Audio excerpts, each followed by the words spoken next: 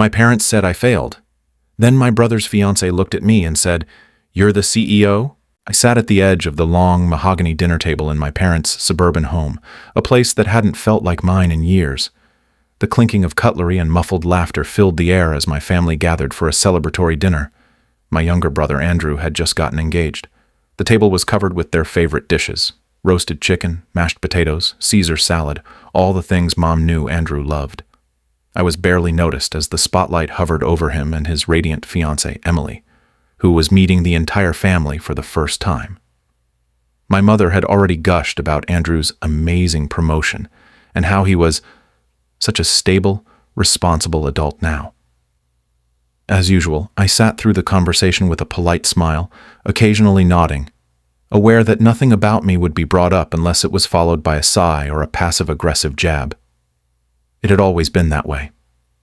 I took the unconventional route after college, choosing to build my own startup instead of taking a corporate job, and for years my parents saw that as failure. No matter how hard I worked or how far I came, in their eyes, I was still the one who didn't settle down, didn't have a real job, and didn't give them something to brag about at church. "I'm just saying," Mom began, her voice taking on that familiar tone that always made my stomach twist. "Maybe if you just stuck to accounting like you were supposed to, you'd be in a better place by now." My father gave a grunt of agreement as he sliced into his chicken. I could feel my chest tightening, my jaw clenching as I forced myself to breathe evenly. It wasn't new. I'd heard it all before. But then something unexpected happened. Emily, the soon-to-be addition to our family, turned her head toward me, eyes squinting with a flicker of recognition. "Wait," she said slowly, tilting her head. "You're the CEO of Snapcore Media, right? The digital brand that just partnered with the Toronto Film Festival?" Her voice carried genuine surprise and admiration. The room fell quiet. Forks froze mid-air. My mother's hand hovered above the table, spoon half dipped in gravy. I looked up, meeting Emily's curious gaze, and simply nodded. That moment, just a few seconds of stunned silence, felt like a seismic shift in a lifetime of quiet dismissals. The silence that followed Emily's question was the kind that made your heartbeat sound like a drum in your ears. My mom blinked a few times, looking between me and Emily like she had just heard a foreign language. My dad furrowed his brow, obviously trying to connect the dots, but unwilling to show he had no idea what Snapcore Media was. Andrew coughed awkwardly and took a sip of water, clearly thrown off by the turn of conversation. "Wait, you're serious?" Emily asked again, leaning in a little, as if proximity would help her confirm what she was suddenly realizing. "I follow Snapcore on LinkedIn. You guys just signed with that major influencer agency in LA, right? And the campaign with the eco-travel group? That was yours?" Her voice rose in excitement, completely genuine, and I nodded again, this time with a small smile. I glanced around the table, seeing the confusion in my parents' eyes begin to give way to something else, uncertainty, maybe even discomfort. "Yeah," I said calmly. "I founded it 6 years ago. We've been growing a lot lately." Emily's mouth dropped slightly. "That's incredible. I saw that profile in Fast Company, but I never put two and two together. You're doing big things." She looked genuinely impressed. It wasn't just polite family flattery. It was admiration from someone who actually knew the space, someone who understood the grind and the stakes. Andrew finally spoke, trying to sound casual. "I didn't realize your company was doing all that." He was smiling, but there was a slight tightness in his voice. Maybe even a hint of jealousy. "I guess I didn't either," my mom mumbled, reaching for her wine glass. I could sense the unraveling of the narrative they'd built about me. The black sheep, the one who couldn't follow rules, the one who wasted his degree. And yet here I was, being acknowledged not by a stranger, but by someone they were already proud to welcome into the family. Emily wasn't done. "You've built something real," she said, her eyes soft with respect. "I hope you know how impressive that is." I nodded, but inside, I was still catching up to the moment.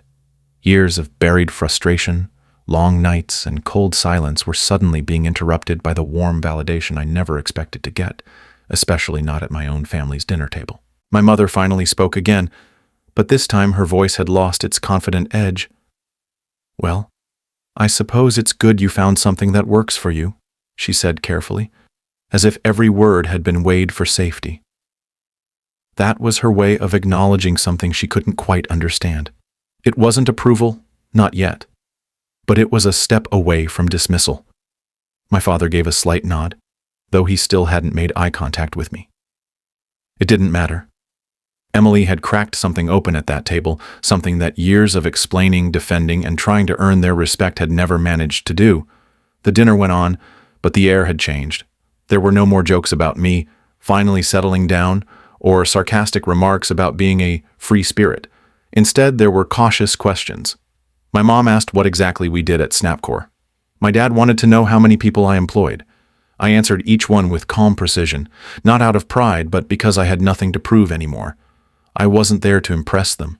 I was simply living my truth, and it had finally spoken loud enough to be heard. Emily was the unexpected witness to it all, the one person at that table who had walked in without baggage and managed to hold up a mirror to everyone else. She didn't just see me. She saw the work, the value, the journey. And because she said it out loud, it forced everyone else to confront the gap between what they thought they knew and what was real. Later that night, while helping clear the table, she pulled me aside in the kitchen. "You know," she said, handing me a stack of plates, "I hope you realize your story's the kind of thing people need to hear more often. There's this pressure to fit into a box, job, family, salary, and you broke out of it. That's powerful." Her words were casual, but sincere, and they hit deeper than she probably knew.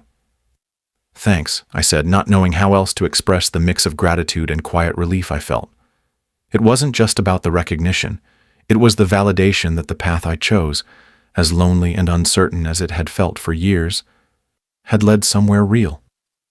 And someone saw that. Someone finally saw me. That night, after everyone had gone to bed, I stayed up in the guest room staring at the ceiling, the echoes of the dinner conversation still ringing in my mind. It wasn't just about what Emily had said. It was the way her words had shifted the entire atmosphere in that room.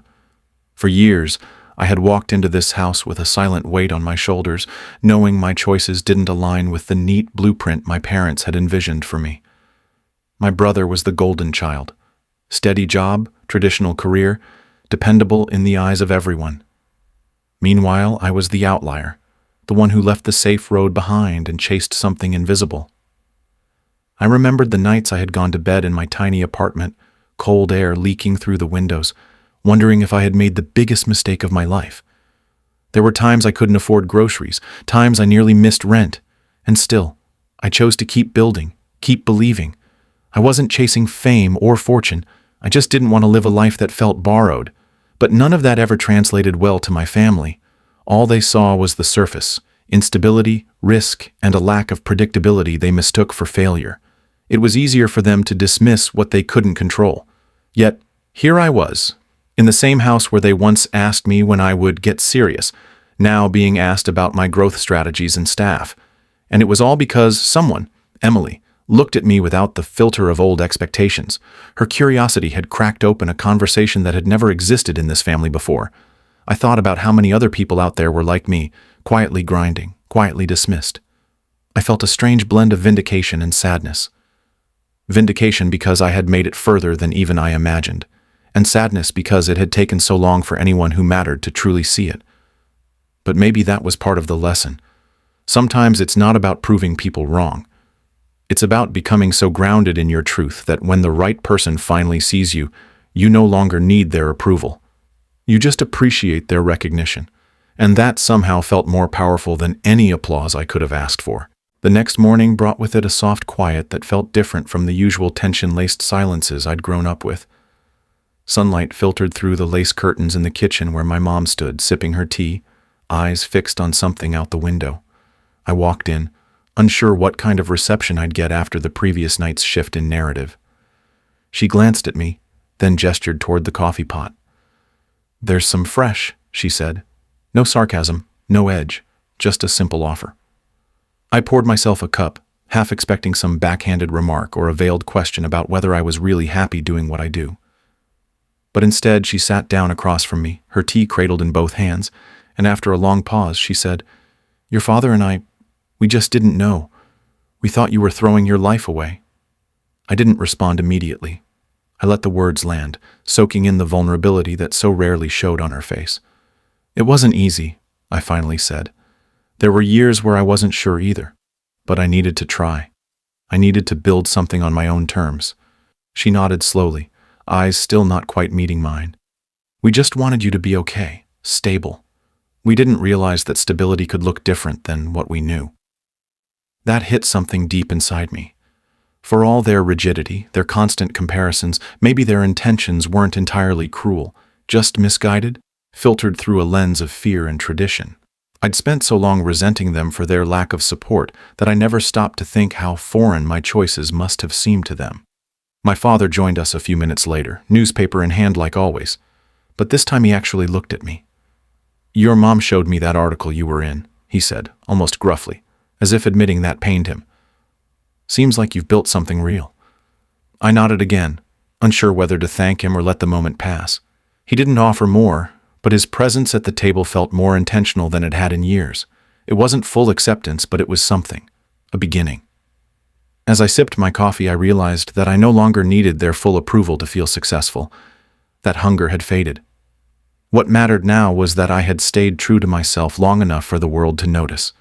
And finally, even they had started to as well.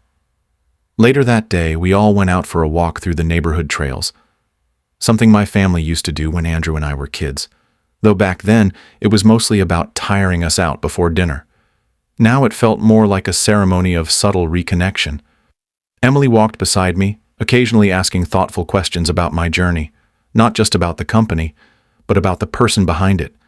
She wanted to know when I'd first realized I wanted to build something, what had kept me going when things got hard, and whether I ever thought about quitting.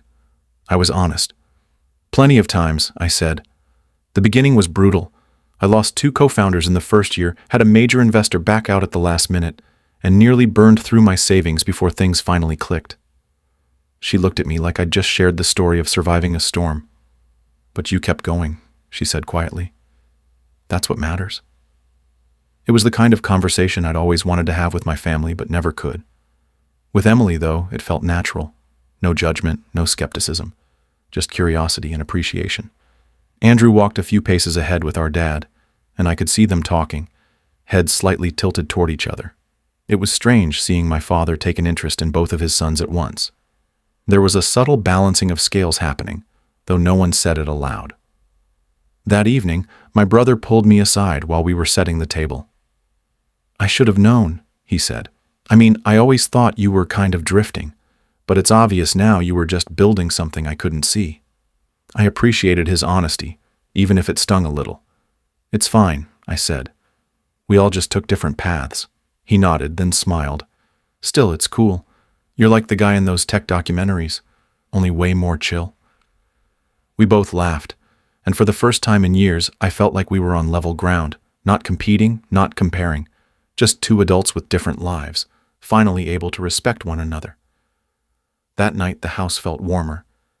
My parents didn't gush or make grand speeches, but their questions were more curious, their eyes a little softer. It wasn't dramatic or life-changing, but it was real. And real, I realized, was enough. As the weekend came to a close and I packed up my overnight bag, I stood for a moment in the guest room, just taking it all in. This house, filled with echoes of old tensions and unspoken expectations, suddenly felt less suffocating. Not entirely different, but lighter somehow. I zipped my bag, slung it over my shoulder, and walked down the hall, passing by Andrew and Emily in the living room. They were looking at wedding venues on a laptop, laughing about how expensive chair rentals had become. When Emily saw me, she stood up and followed me to the door. "Hey," she said, almost in a whisper. "Thank you for being so open this weekend. It meant a lot, especially for me coming into this family." I smiled. "Thank you for asking the questions no one else ever thought to ask." She stepped forward and gave me a quick hug. "You're going to change the way they see things. You already have." It was strange, feeling like the outsider who suddenly became the reference point for growth within my own family. I walked out to my car, and as I opened the door, I heard my mom call out from the porch, "Drive safe," she said, and then after a pause, "Let us know when your next article or interview comes out. We'd like to see it." I turned around, surprised, and simply nodded. That small sentence carried more weight than 1,000 apologies. I got into the car, started the engine, and sat for a minute before pulling away. I thought about how many people I knew who still struggled to be seen by the people who raised them. The silent heartbreak of not being understood, of feeling like your worth was invisible to the ones who should have believed in you first. But I had come to understand something. Sometimes people don't see your light until someone else walks in and points it out for them. And even then, it's not instant. It takes time. But that doesn't make the recognition any less real when it comes. As I drove away from the house and turned onto the quiet road back toward the city, I felt an unfamiliar calm settle over me. It wasn't just peace. It was closure, the kind that only comes when you stop chasing validation and start embracing your truth. The drive home was long but quiet, the kind of quiet that didn't feel empty, more like a deep exhale after years of holding your breath. I let the hum of the tires on the highway blur the thoughts in my mind, watching as suburbs gave way to open roads and then slowly folded back into the edges of the city skyline.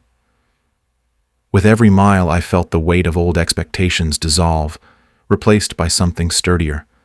Self-assurance. Not the kind built on ego, but the kind forged through time, mistakes, and relentless effort. When I finally got back to my apartment, I stood at the doorway a moment before unlocking it. The space wasn't extravagant, open concept, modern industrial touches, tall windows that overlooked a busy downtown street. But it was mine. Every piece of furniture, every framed article, every whiteboard scribble, it all told the story of what I had built. I dropped my bag and went straight to the balcony, coffee still in hand from a roadside stop. I looked out over the city, the glow of the skyline reminding me of every late-night brainstorming session, every pitch that fell flat before one finally landed, every line of code written with bleary eyes and trembling fingers. All of it had led here, not just to a title, not just to a company, but to a life that fit me like skin. For so long, I had wanted someone, anyone in my family, to see it, to say, "I'm proud of you," without the asterisk. But now, for the first time, I didn't need it the same way I once did. Emily's words had sparked something, yes, but the deeper change had come from within. Recognition felt good, but it wasn't the foundation. The foundation was already built, brick by brick, in silence. The recognition was just a window, finally being opened. I pulled out my phone and saw a message from my mom. "Let us know when you're featured again. I shared your article with your aunt." That, in her language, was a ribbon-wrapped olive branch. I smiled and put the phone down. The journey wasn't about proving them wrong anymore. It was about continuing to prove myself right. And if they wanted to walk beside me now, even better. But even if they didn't, I'd still be moving forward. The following week at the office, everything returned to its usual rhythm. Strategy meetings, investor check-ins, design reviews. But something inside me had shifted. I walked through the halls of Snapcore with a different posture, not because my team saw me differently, but because I saw myself differently. For years, I'd separated my personal life from my professional one, like I had to live in two different worlds just to keep the peace. At work, I was decisive, innovative, someone whose vision others trusted.